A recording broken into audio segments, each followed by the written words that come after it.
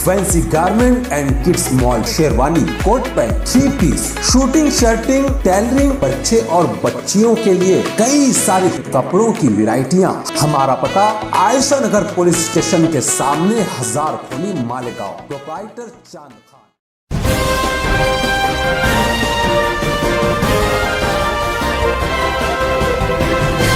मानव समाचार, मानवता के हक में। इस्तकबाल है आपका मानव समाचार में। मैं हूं अब्दुल रहमान। समाजवादी मुल्क की एक बड़ी पार्टी समाजवादी पार्टी, मगर बहुत बड़े इलाके से धीरे धीरे जो है वो सिमटती जा रही है। अगर हम बात करें महाराष्ट्र में, तो महाराष्ट्र में भी एक बड़ा वजूद था, मगर पता नहीं क्या दिक्कत है, क्या कारण है कि अब जो है महाराष्ट्रवादी की परफॉर्मेंस थोड़ी सी कम होती दिखाई दे रही है। मगर जोश में समाजवादी के वर्करों की या समाजवादी के लीडरों में जोश में आज भी कोई कमी वाकई नहीं हुई है। मालेगांव शहर की बात करूं तो एक वक्त ऐसा था जब समाजवादी मालेगांव शहर की कमजोर तरीन पार्टी मानी जाती थी। उसके बाद कुछ लीडरान जब उससे जुड़े तो समाजवादी एक बड़ा चेहरा बनकर मालेगांव शहर में म्यूनिसिपैलिटी का जिस वक्त दौर था, उसके बाद कॉर्पोरेशन का जब जमाना आया तो एक बड़ी दावेदार मानी जाती थी समाजवादी पार्टी। एक वक्त ऐसा भी आया था जब ये कयास किया जा रहा था कि मालेगांव शहर से समाजवादी पार्टी का एमएलए हो सकता है। मगर उसके बाद यक ब यक ये पार्टी धीरे धीरे अपने वजूद को खोती चली गई। अब वो क्या वजह है, इसका एनालाइज करना, इसका मुहासबा करना, ये तो उस पार्टी से जुड़े हुए जो भी ओहदेदारान है, जिम्मेदारान है, उनका काम है। बहरकैफ अब एक बार फिर से मालेगांव शहर में समाजवादी पार्टी एक्टिव मोड में आ गई है। अगर हम बात करें मरहूम जैनू आर्मेन की, तो जैनू आर्मेन ने भी समाजवादी पार्टी के लिए खासतौर से सोशल कामों के जरिए एक मालेगांव शहर के लोगों के लिए बड़ा काम किया है। उनके जाने के बाद फिर जो एक फ्लैश बन करके समाजवादी पार्टी हुई थी, वो कुछ सालों में वो फिर से धीरे धीरे जो है अब सवाल की तरफ जाना शुरू हुई। मगर अब अचानक दोबारा मालेगांव शहर में समाजवादी पार्टी अपने वजूद को तलाशने के लिए एक बार फिर से पूरा जोर लगाकर लोगों के सामने आ रही है। इस वक्त तो मेरे साथ मालेगांव शहर में आए हुए जनाब फहद अहमद मौजूद हैं, जो कि महाराष्ट्र के युवा अध्यक्ष हैं, मुंबई के युवा अध्यक्ष हैं समाजवादी पार्टी का। सबसे पहले तो उनसे जानना चाहेंगे कि इस वक्त मालेगांव शहर में उनकी आमद का मकसद क्या है और मालेगांव शहर को लेकर समाजवादी पार्टी के क्या अजहर हैं। सबसे पहले तो फहद साहब, आपका मालेगांव शहर में बहुत बहुत इस्तकबाल है, मानव समाचार में बहुत बहुत शुक्रिया आपका। मैं जानना चाहता हूं कि अचानक आपके मालेगांव शहर में आने का मकसद क्या है, क्योंकि एक बड़े अरसे से कोई भी बड़ा चेहरा समाजवादी पार्टी से जुड़ा हुआ जिसका ताल्लुक मालेगांव शहर से ना हो, मालेगांव शहर से एक दूरी बनाए रखे था, मगर अब आए हैं तो ऐसा लगता है कि कोई एक बड़ी प्लानिंग लेकर समाजवादी पार्टी एक बार फिर से मालेगांव शहर में मुतहर्रिक हो रही है। देखिए, मुझे ऐसा लगता है कि राजनीति में कोई भी चीज़ अचानक नहीं होती है और बहुत सोच समझ के हर कदम उठाया जाता है। शायद हम लोगों की मुलाकात नहीं हुई थी, मैं एक महीना पहले, 2 महीना पहले भी यहाँ पर मालेगांव में आया था। जब मालेगांव को देखते हैं तो तकलीफ होती है, जब मालेगांव के हालात को देखते हैं तो तकलीफ होती है। 70% आबादी यहाँ पर हमारे मुसलमानों की है और 30% आबादी जो है हमारे और हिंदू भाइयों की है। आप देखिए, अब जब विकास की बात जब आप देखेंगे तो देखेंगे इस इलाके को ही में ही पसमानदगी आपको नजर आएगी। इसी इलाके के अंदर जो 70% जहाँ आबादी रहती है वहाँ सड़कें नहीं हैं, वहाँ अच्छे स्कूल्स नहीं है। यहाँ के सिविल हॉस्पिटल में आपको अगर एक डिलीवरी भी करानी हो, कोई गायनोकोलॉजिस्ट नहीं है, कोई सर्जन नहीं है, तो धुलिया भागना पड़ता है। और दूसरी बात, जैसे आप जानते हैं, हमारे जो प्रदेश के अध्यक्ष हैं अबू आसिम आदमी साहब, वो मालेगांव से बहुत मोहब्बत करते हैं और वो अक्सर ये कहते हैं कि मेरा एक पैर जो है बम्बई में तो दूसरा मालेगांव में, और उन्होंने ये करके भी दिखाया, चाहे वो 2002 के फसादात हों, 2006 के बॉम्ब ब्लास्ट हों, जितने भी ऐसे मौके आए हैं अबू आसिम आदमी साहब ने बहुत मजबूती के साथ मालेगांव के लोगों के साथ खड़े हुए। और अब समाजवादी पार्टी में एक नया नारा था कि बड़ों का साथ और युवाओं का मतलब जोश जो है, उस तरीके से हम एक समंजस बना के अबू आसिम आदमी साहब ने हमें ये जिम्मेदारी दी है कि हम जाएं और उन इलाकों में काम करें जहां पर पसमानदगी ज्यादा है। और आप ये, मुझे अफसोस इसलिए होता है कि यहाँ पर 5-5 साल में विधायक बदलते जाते हैं लेकिन कभी मालेगांव नहीं बदलता। ठीक है, 5 साल में आपका मेयर बदलते रहते हैं लेकिन मालेगांव में, ये सवाल आज आपके माध्यम से पूछना चाहता हूँ कि आखिर मालेगांव कब बदलेगा? क्या 15 लाख, जैसे नरेंद्र मोदी ने 15 लाख के जुमले दिए थे, उसी तरह से आपके यहाँ पर बहुत सारे जुमले दिए जाते हैं सड़कों को लेके? मैं जब भी आता हूँ ये ब्रिज अधूरा ही रहता है। मैं थोड़ी देर पहले बोल भी रहा था कि ये ब्रिज भी ऐसा 15 लाख जैसा हो गया है, या 2 करोड़ जो है नौकरियों जैसा हो गया है, कि पूरा ही होकर नहीं दे रहा। तो ये बहुत सारे सामाजिक और राजनीतिक, और देखिए मालेगांव पे कुछ इस देश को जो तोड़ना चाहते हैं, इस देश के अंदर जो नफरत की राजनीति करते हैं, उन लोगों की बुरी नजर रही है।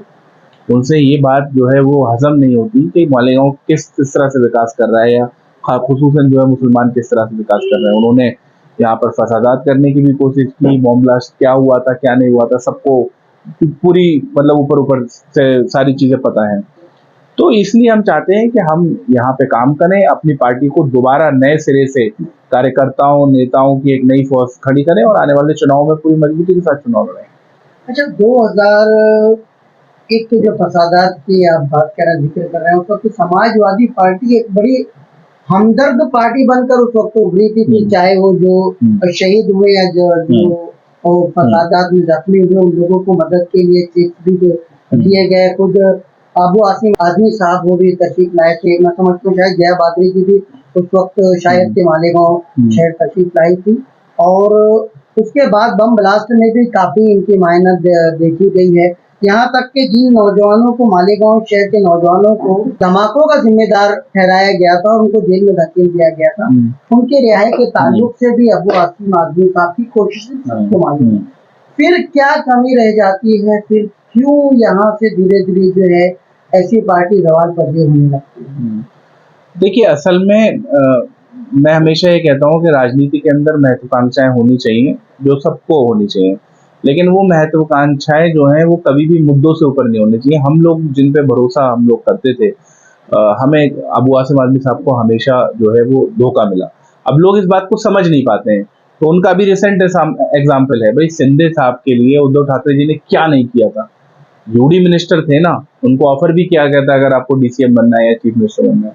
इसी तरह इस देश, इस महाराष्ट्र के अंदर पूरी मुस्लिम क़यादत, अभी आपकी पिछली जो एमबीए की सरकार थी, 2 मंत्री थे, नवाब मलिक साहब भी और असलम शेख साहब भी, दोनों जो है वो समाजवादी पार्टी से ताल्लुक रखते थे। आपके हुसैन दलवाई साहब राज्यसभा सांसद बने, उनको पहली बार एमएलसी जो है अबू आसिम आजमी साहब ने बनाया। इसी तरह यहाँ पर भी असल में जब छोटी पार्टी होती है ना, तो उसके साथ बहुत मुसीबत होती है कि जैसे ही वो छोटी पार्टी के नेता हल्के से उभरते हैं, कोई बड़ी पार्टी के लोग आते हैं और उनको जो है वो अपना, क्योंकि उनके पास शायद ऑप्शंस ज़्यादा हैं, वो ज़्यादा चीज़ें मुहैया करा सकते हैं, वो बम्बई के अंदर ज़्यादा मदद प्रोवाइड करा सकते हैं।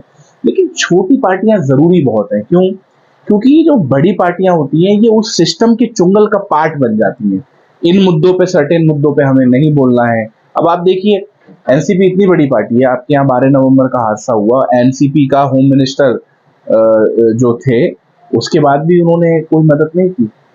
और यही एक तरफ जो है समाजवादी पार्टी छोटी पार्टी थी, उन्होंने आंखों में आंखें डाल के जाके वहां से उनसे मुताला किया कि आप उन लोग, तो मुझे ऐसा लग रहा है कि खासतौर से ये लोगों को समझना चाहिए कि इन बड़ी पार्टियों के चुंगल से निकल के अपने आप को मजबूत करें। ऐसी पार्टी जो किसी से डरती ना हो, ऐसी पार्टी जो आप असेंबली में जब आपकी आवाज उठानी हो तो किसी बॉस की परमिशन लेने की जरूरत ना हो, या हाई कमान की परमिशन लेने की जरूरत ना हो। तो यही हुआ पार्टी का।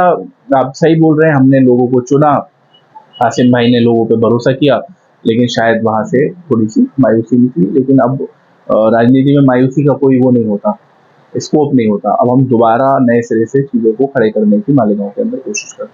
अच्छा, अबू आसिम साहब की कोई नाराजगी मालेगांव से किसी वजह से, जिस तरह का यहाँ के कुछ लोगों ने उनके साथ एक तरह की धोखाधड़ी किया, कुछ काफी सारी बातें हैं, तो क्या इन चीजों को लेकर के भी कोई नाराजगी है? क्योंकि हमेशा आने वाले काफी लंबे अरसे से मालेगांव आए नहीं। देखिए, राजनीति के अंदर मतलब मान लीजिए कोई विधायकी का चुनाव लड़ता है और वहां से वो हार जाता है, इसका मतलब वो जनता से नाराज हो जाएगा। राजनीति में नाराजगी जैसा कोई शब्द नहीं होता। तो आसिम भाई ने कोई सा आप मुद्दा उठा लीजिए, अभी हम वो साइजिंग की बात कर रहे थे, लूम में जो साइजिंग का मुद्दा आया, अभी आपके 12 नवंबर का मुद्दा आया, या इससे पहले जो भी यहाँ पर जो बॉम्ब ब्लास्ट में बेगुनाहों को फंसाया गया, उनको लेके आप असेंबली के अंदर डिबेट्स उठा लीजिए। आज जो नई पार्टी आई है ना, जो कहते हैं हम क़यादत करेंगे, जिनके धुलिया और मालेगांव में एमएलए, उनकी डिबेट्स मुझे आप दिखा दीजिए, या हमारे दो आमदार हैं अबू आसिम आदमी साहब और रईस, उनकी डिबेट्स दिखा दीजिए। तो लगातार हम लोग मालेगांव के मुद्दों को जो है उठाते रहे, और नाराजगी होती तो अबू आसिम आदमी साहब 11 तारीख को आपके बीच में नहीं आ रहे थे। अच्छा, अभी की हम बात करें जो रिसेंटली कुछ महीनों में जो है कारपोरेशन चुनाव मालेगांव शहर में हुए, तो क्या हम ये समझे कि ये सब उसी की तैयारी थी जब अचानक जो है कमर कस ली गई है? नहीं, मैं ये मानता हूँ कि बिल्कुल, मैं इस बात से बिल्कुल झुठलाऊंगा नहीं कि ये हम बिल्कुल बहुत मजबूती के साथ आने वाला जो है कॉर्पोरेशन का चुनाव लड़ेंगे, लेकिन हमारी लड़ाई चुनाव से ऊपर है। हमारी लड़ाई उस समाज के लिए लगातार लड़ना है जिसपे एक जो आज रंगा बिल्ला जो देश के अंदर जो सरकार में बैठे हुए हैं, ये लोग चाहते हैं उनको डिफरेंट कानून के थ्रू, चाहे वो सीएनआरसी हो, चाहे अभी वो यूसीसी की बात कर रहे हैं, हमारी लड़ाई, हम चाहते हैं हम राजनीतिक लड़ाई लड़े, लेकिन हम चाहते हैं कि वो समाज जो आज दलितों से भी बदतर है शिक्षा के मामले में, जिनके बच्चों को नौकरियां नहीं मिलती, जब वो जाते हैं मुंबई में तो शायद उनको उनका नाम देख के घर नहीं मिलता, हम ऐसे समाज के साथ लगातार इंटरेक्ट करना चाहते हैं, जुड़े रहना चाहते हैं। और बिल्कुल समाजवादी पार्टी कोई एनजीओ तो नहीं है, समाजवादी पार्टी राजनीतिक पार्टी है, जब काम करेगी तो चुनाव भी लड़ेगी। तो पिछले 5 साल में समाजवादी पार्टी का कोई भी कारपोरेटर नहीं, हाँ नहीं रहा, उससे पहले रहे थे, मगर पिछले 5 साल की बात करें तो कहीं भी एक सिंगल सीट भी जो है वो कहीं से कुछ कोई बात नहीं। बीजेपी अभी आपको क्या लगता है मालेगांव शहर क्या दोबारा समाजवादी पार्टी से? देखिए, मालेगांव शहर थक चुका है, धोखों से थक चुका है। वो मैं बोल रहा था ना कि बिल्कुल ऐसा लगता है 60 गांठ है, 5 साल तुम बनो, 5 साल हम बनेंगे, 5 साल तुम बनो, 5 साल हम बनेंगे।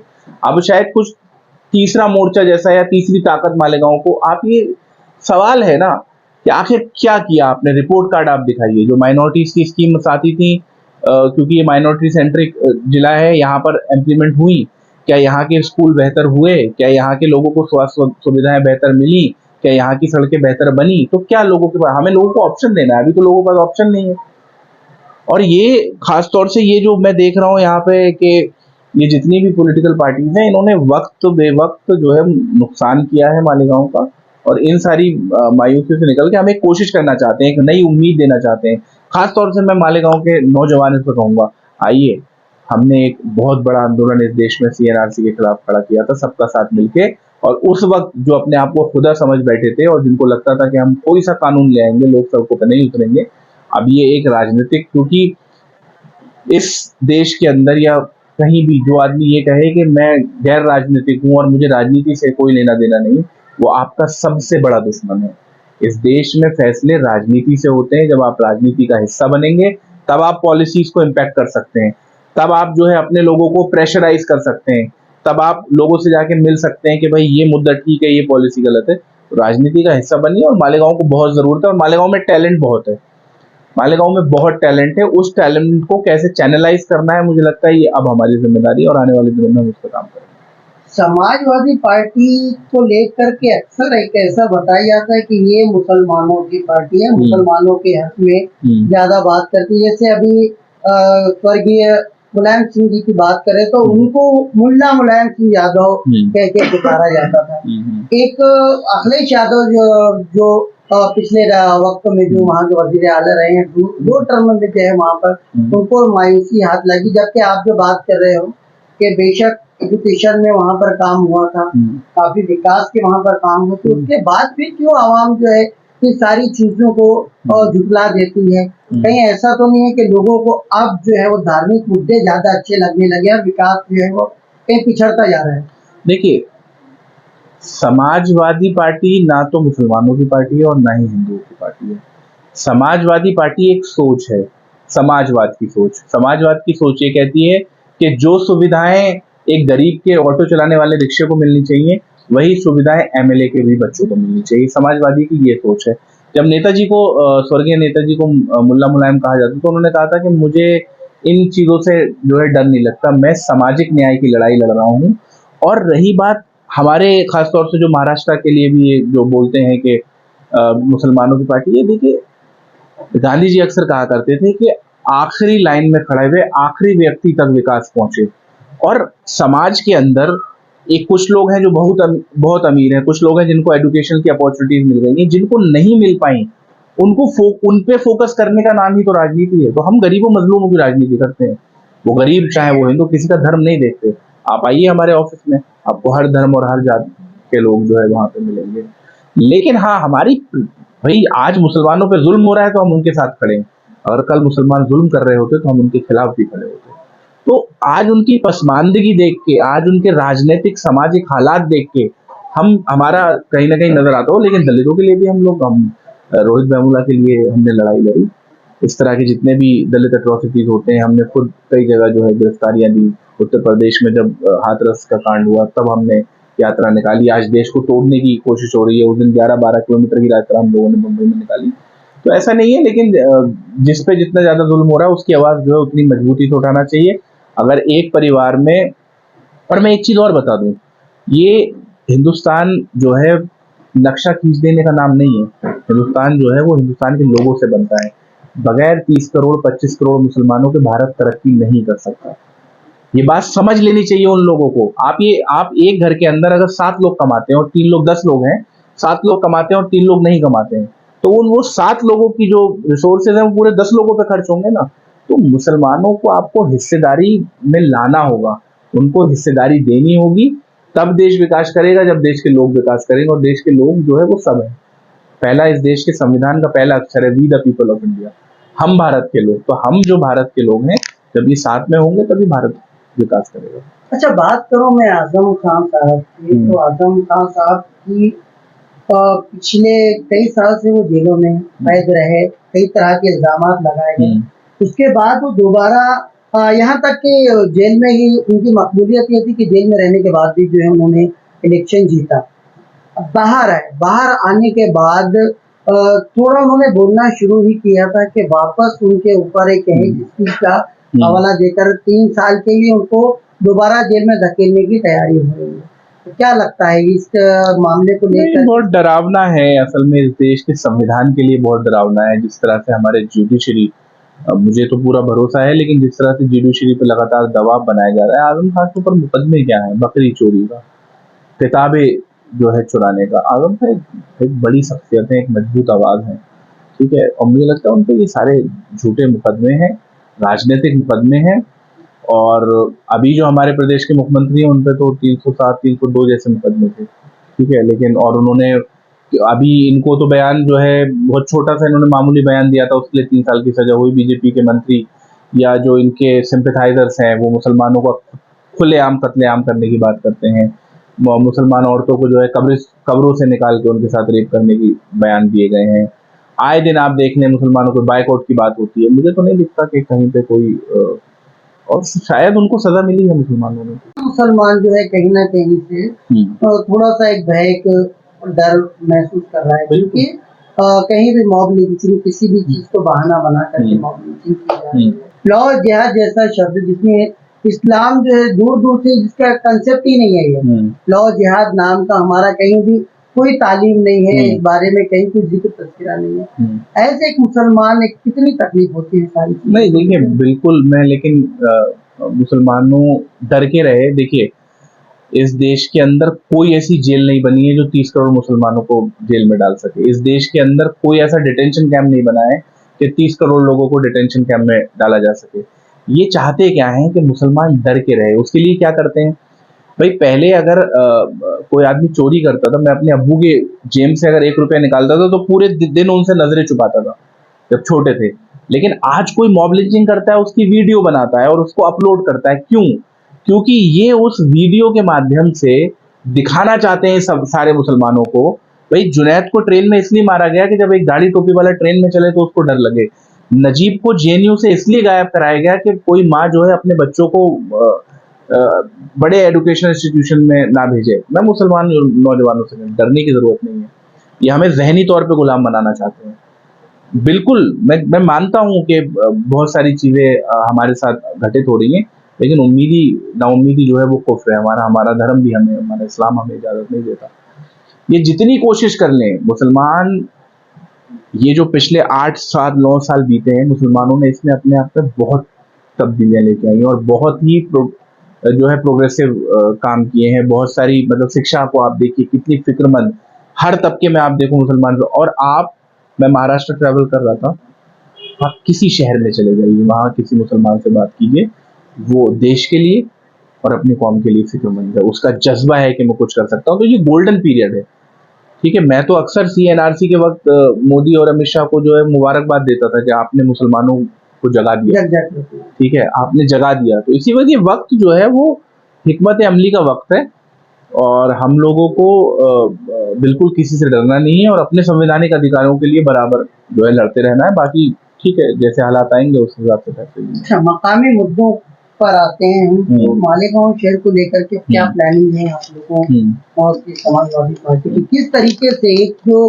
वजूद जो तकरीबन खोता जा रहा था, उस वजूद की वापसी के लिए क्या प्लानिंग है? देखिए, प्लानिंग ये है कि हम एक पहले ये हमारा 11 तारीख का जो प्रोग्राम हो जाए, उसके बाद हम अगले इसी महीने के अंदर एक अध्यक्ष जो है देंगे मालेगांव को, जो अध्यक्ष उनके मुद्दों को उठा सके और लोगों के बीच में जाके सके। हम लोग जो है वो टॉप टू बॉटम राजनीति नहीं करते, सॉरी, हम लोग लोगों से समझना चाहते हैं उनकी क्या समस्याएं। जगह जगह हमारे कैनोपी लगा के कैंप्स लगे, लोग बताएं कि ये भाई मोटे मोटे मुद्दे तो हमें भी पता है कि सड़क खराब है, सिविल हॉस्पिटल में जो है डॉक्टर्स नहीं है, इस तरह की सारे मुद्दे हमें पता है, लेकिन हम लोगों की जिंदगियों छूना चाहते हैं। लोगों की जिंदगियों में परेशानियां क्या है, क्या उनका बच्चा जिस स्कूल में जाता है वहाँ टीचर ठीक से आती हैं, क्या वहाँ पर सारे सब्जेक्ट जो है ठीक से पढ़ाए जाते हैं, क्या हमारे मुसलमान इलाकों में कहीं ड्रग्स की समस्या कहीं ज्यादा तो नहीं बढ़ती जा रही है।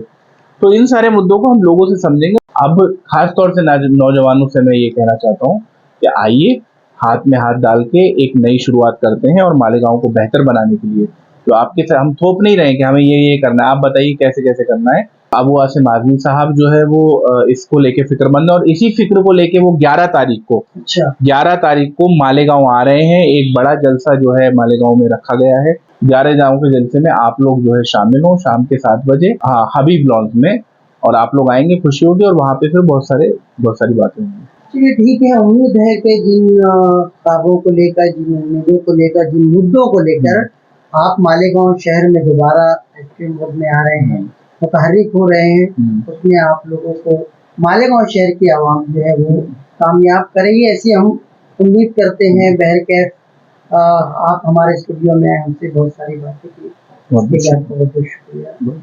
तो नाज़रीन, उम्मीद करते हैं कि फहद अहमद का जो इंटरव्यू है आपको बहुत पसंद आया होगा। फिर किसी नए मुद्दे के साथ आपसे दोबारा मुलाकात होगी। देखते रहिए मानव समाचार, सबसे पहले, सबसे तेज, हमेशा सच के साथ।